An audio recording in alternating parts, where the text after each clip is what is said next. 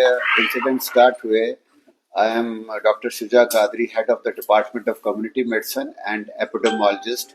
So, medical college was given the responsibility of doing the surveillance of this area since the beginning of the incident, and simultaneously to give an expert opinion to an detailed epidemiological investigation to rule out what is the probable cause of these deaths. So once we started our investigations under our worthy principal, Professor Dr. A.S. Bhatia sir, we made a team of healthcare people where I was heading the team, and we went to the area. So जो हमारा जो epidemiological investigation होता है, there are different steps involved in the epidemiological investigation. तो हमने active surveillance किया, हमने passive surveillance किया, हमने क्लिनिकल फीचर्स देखे, जो केसेस थे जिनकी डेथ्स की, हमने वर्बल ऑटोप्सीज की, हमने फूड के पैरामीटर्स देखे, उनका वाटर देखा, उनका सैनिटेशन देखा, उनका हाइजीन देखा, उनके हाउसिंग कंडीशन देखी, उनकी एनवायरनमेंट देखी.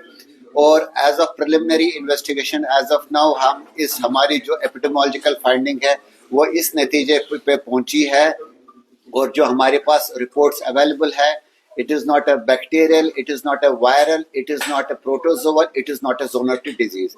Why I am saying this as an expert? Because the preliminary reports which are available with us from the premier institutes shows no virus, no bacteria, no protozoa, no zoonotic disease in the samples of the patients.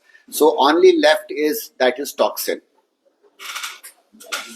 After ruling out bacteria, viral, protozoa, zoonotic disease, जो epidemiologist का focus जाता है वो toxin पे जाता है.